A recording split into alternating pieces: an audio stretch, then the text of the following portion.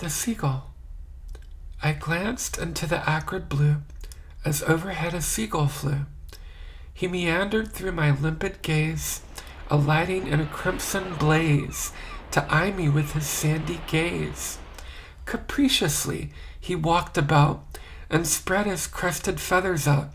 In sterling, placid alacrity, he dipped his beak into the sea and sipped the salts of infinity. Timidly he fathomed me with uttermost tranquility. Tacitly his head would sway, he silent as the waning day, spread his wings and lulled away.